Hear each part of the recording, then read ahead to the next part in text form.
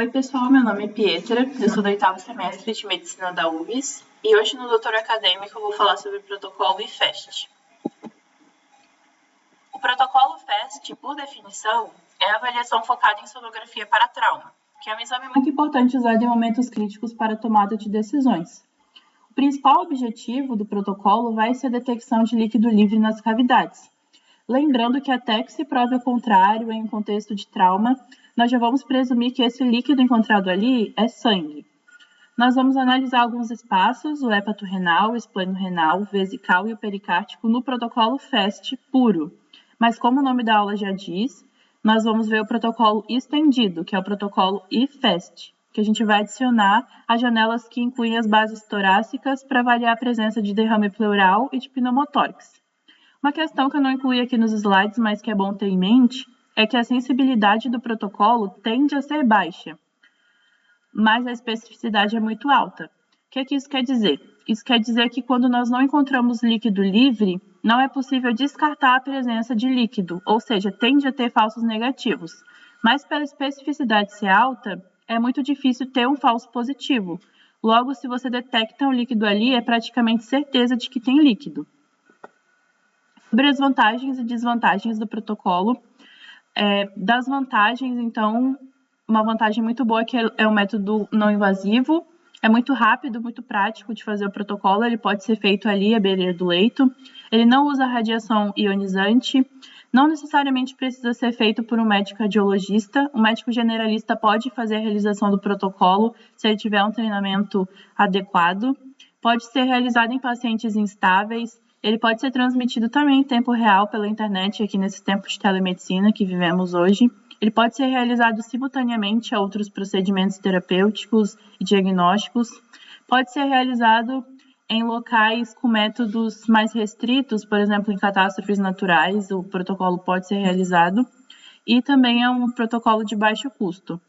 Já quanto às desvantagens do método, é um método operador dependente, ou seja, se a gente estiver em um centro que não tem uma pessoa que tem o treinamento adequado para refazer a realização do protocolo, acaba sendo uma desvantagem.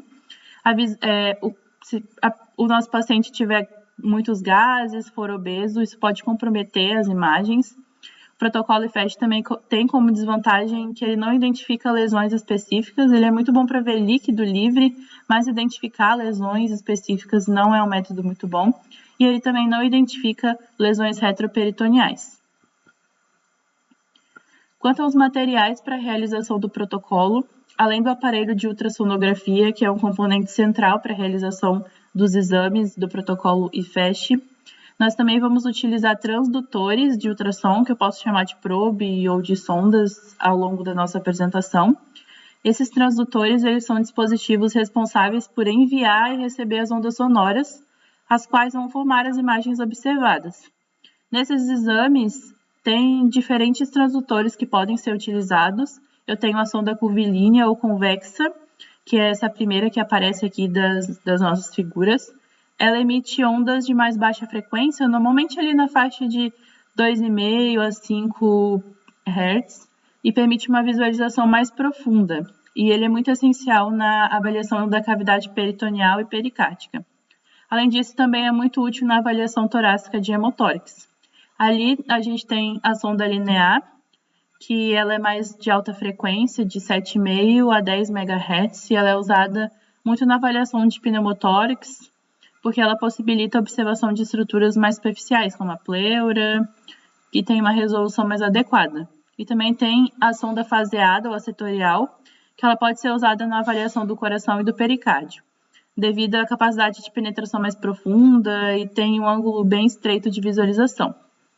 Outro material também que nós usamos é o gel de ultrassom, que ele vai agir como meio acústico, ele parece que é um material simples, mas ele tem muita importância. A gente precisa lembrar que o ultrassom, ele atua com ondas sonoras e o som precisa de um meio para se propagar. Então, o gel, ele vai atuar como esse meio de acoplamento acústico entre os transdutores e a pele do paciente. Isso vai reduzir a interferência na transmissão das ondas sonoras. As janelas de visualização são os locais que a gente vai posicionar essas sondas, que eu acabei de explicar agora. Então, nós temos a janela que fará a avaliação do pericárdio, ali na posição 1, a janela que vai fazer a visualização do espaço de Morrison, que é o espaço hepato-renal, ali na sonda 2, a 3 é a espleno-renal, a 4 é a vesical, e a 5 é o posicionamento, todos esses posicionamentos com 5 são os de visualização pleural do nosso protocolo estendido.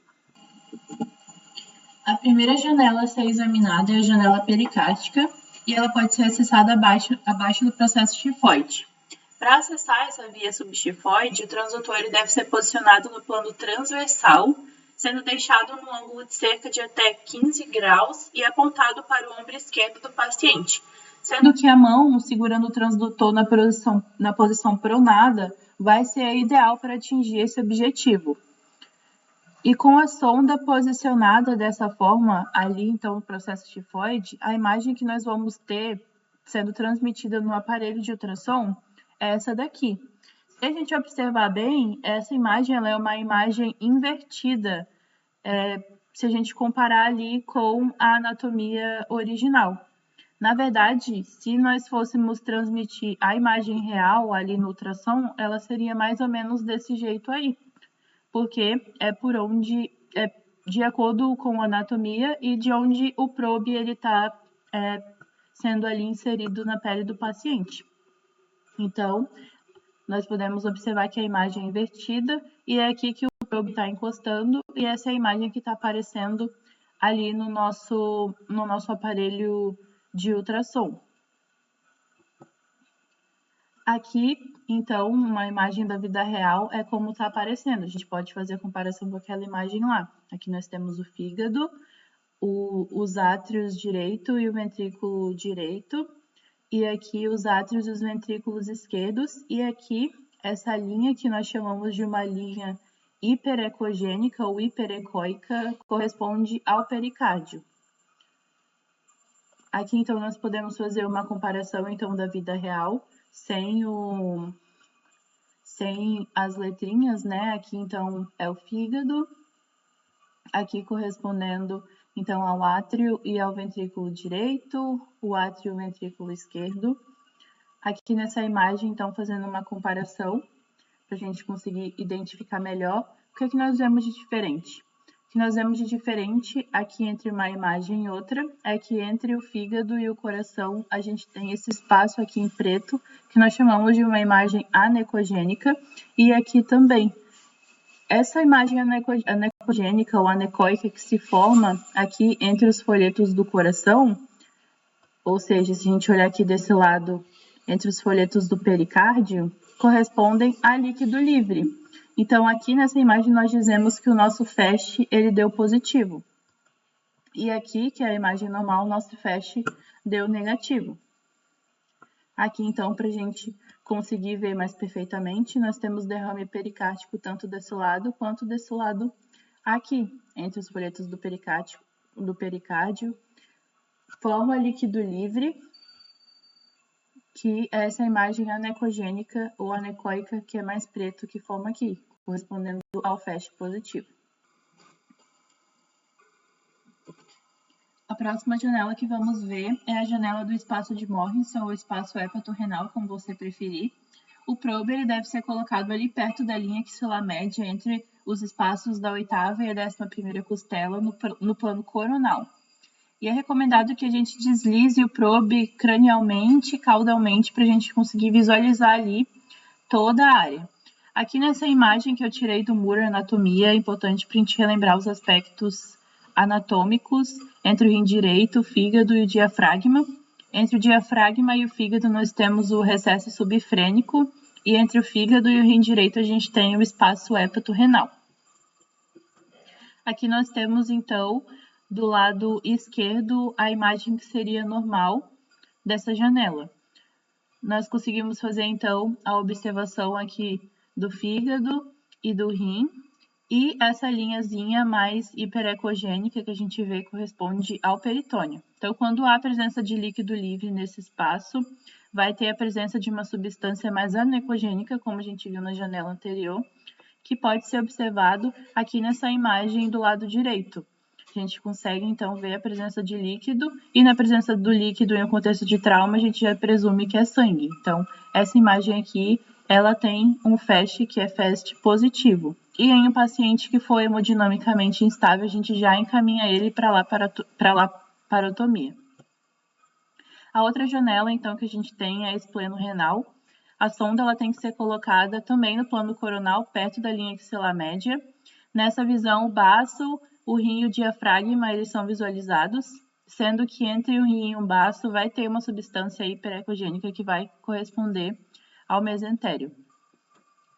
Aqui, então, nessa imagem, nós podemos notar que entre o espaço espleno-renal e ao redor do baço há líquido, por esse aspecto mais anecogênico, mais escuro.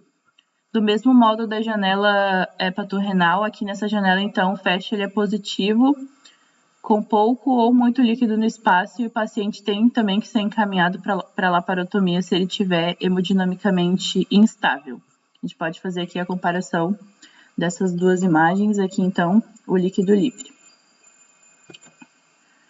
Agora para a janela suprapúbica, o indicado para fazer essa janela é sempre antes do cateterismo vesical, para que a bexiga esteja bem cheia, porque isso vai servir de uma boa janela acústica. O FAST ele é negativo quando tiver ausência de qualquer líquido fora da bexiga. A presença de qualquer líquido fora da bexiga em homem vai ser considerado FAST positivo. Só que no caso das mulheres, principalmente em idade reprodutiva, isso vai ser um pouco diferente, porque mulheres em idade reprodutiva elas podem ter quantidades fisiológicas de líquido ali no saco de Douglas, fazendo então com que o FAST seja positivo só quando tiver uma grande quantidade de líquido fora da bexiga. Então, o probe ele tem que ser posicionado transversalmente, cerca de 1 a 2 centímetros ali da sínfise púbica, e a gente vai aumentando a profundidade para uma visualização posterior da bexiga, onde o fluido livre geralmente costuma se acumular. E a gente vai, então, mover a sonda em forma de leque ali por toda a bexiga, que vai aparecer como uma estrutura redonda e anecoica, dessa forma aqui. E quando a gente então tem que também girar a sonda no sentido horário e a gente vai conseguir observar outras estruturas. Aqui nessa primeira figura, por exemplo, nós temos uma vista transversal do homem. A primeira estrutura anecoica maior que nós estamos vendo aqui, então, cheia de líquido, é a bexiga, e a estrutura que está sendo apontada aí pelas setas correspondem às vesículas seminais. E depois de girar a sonda para uma vista mais sagital do homem, aqui nessa segunda imagem a gente também consegue ver a próstata. Já na vista transversal da pelve feminina, o útero ele pode ser visto ali atrás da bexiga, bem aqui é a bexiga, aqui o útero, e aqui apontado pela seta a gente consegue visualizar o reto cheio de ar. Já na vista longitudinal da pelve feminina, a vagina que está aqui apontada por essas várias setas pode ser um local característico ali mais atrás da bexiga, e também a gente consegue ver o útero aqui nessa parte. E a parte aqui localizada pela seta é a parte que vai mais nos interessar, que é a bolsa do saco de Douglas, onde geralmente o líquido costuma se acumular. Aqui então a gente tem um corte transversal de um paciente masculino e está se formando essa imagem anecogênica ou anecoica aqui embaixo da bexiga, sendo então o nosso FAST positivo, porque está evidenciando a presença de líquido livre posterior à bexiga e anterior ao reto. Para finalizar o nosso protocolo FAST, então a gente tem que avaliar as janelas pleurais. A gente tem que ter em mente que o ar ele não é um bom condutor de ondas sonoras, porque ele tende a espalhar essas ondas em direções infinitas, o que torna difícil para o transdutor receber qualquer informação organizada de retorno. Só que isso pode acabar sendo útil, já que em exames normais a gente vai acabar não vendo nenhuma imagem além de um artefato ali de reverberação horizontal que a gente vai chamar de linha A. As principais estruturas, então, que a gente tem que identificar durante o exame torácico são a linha pleural, os arcos costais e o parênquima pulmonar. Aqui tem um desenho, mais ou menos, que eu coloquei para a gente fazer, então, a comparação aqui com a vida real. A letra A, ela corresponde à pele e os tecidos móveis com imagens de variáveis densidades. Inferiormente, a gente tem duas estruturas ovaladas que correspondem a um corte transversal aqui de costela, que é a letra B. E, como a gente bem sabe, ossos eles acabam produzindo sombras, e essas aqui são as sombras das nossas costelas, que correspondem à sombra acústica posterior. Aqui na letra C nós temos uma linha hiperecóica bem definida que corresponde à linha pleural, e abaixo dessa linha pleural, representada aqui pela letra D, a gente tem o que a gente chama de linha A, que são essas linhas bem hiperecogênicas, paralelas, e que são geradas pela reverberação das ultrassons entre a sonda e a interface da pleura com o parênquima. Então, esse é o que a gente chama de uma janela pleural normal. Uma coisa que a gente usa bastante no ultrassom é o modo M do ultrassom. O que seria o modo M? Ela é uma técnica que exibe o movimento de estruturas ao longo do tempo em uma imagem unidimensional. Esse modo M ele vai ser usado principalmente para avaliar estruturas que se movem rapidamente. E a pleura, a gente sabe que ela tem o seu deslizamento. Então, esse modo M ele vai permitir ver essa movimentação que vai ser perdida quando nós temos um pneumotórax.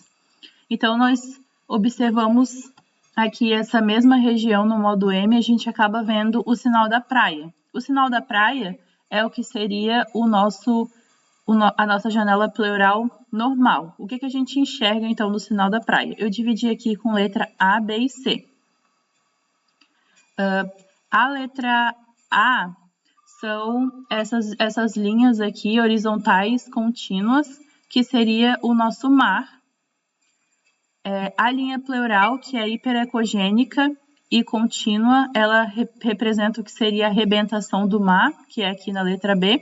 E logo abaixo, que é o nosso deslizamento pleural, que é onde tem a movimentação, vai gerar esse padrão granulado, que é comparado à areia, aqui na letra C. Aqui, então, nós temos o exame normal. A letra C é o que seria representando o nosso deslizamento pleural e as linhas A, que é o nosso aspecto de mar. Mas quando existe um pneumotórax, o deslizamento pulmonar ele não está mais presente. E a visualização desse modo M ela vai perder essa demarcação nítida aqui de mar, e a imagem de padrão de areia ela vai virar essa imagem que tem aqui do lado, que é essa imagem em padrão de código de barras. Já em caso, então, de derrame pleural, os sinais típicos vão ser a observação de uma área anecoica entre os dois folhetos da pleura. Então, aqui eu deixei uma legenda para a gente saber o que a gente está vendo. Em A, a gente tem o pulmão. Em B, a gente tem, então, essa área anecoica bem grande aqui, que corresponde ao derrame. Em D, nós temos o fígado e em C, nós temos a coluna. Então, os pontos-chave da nossa aula de hoje, com respeito ao nosso protocolo IFESH, é que ele tem um bom custo-benefício, a gente viu todas as vantagens e as desvantagens dele. Ele é uma ferramenta muito econômica e eficiente. Apesar da acurácia diagnóstica dele não ser perfeita por causa da baixa sensibilidade, é um protocolo confiável, principalmente para a triagem inicial. Representa quase nada de risco ao nosso paciente, não usa radiação ionizante. Ele segue, então, um protocolo padronizado, que é todo esse protocolo que nós vimos hoje, e ele também é um protocolo rápido e permite decisões rápidas. Essas daqui são as minhas referências, se vocês tiverem interesse em ler, e esse é o meu contato.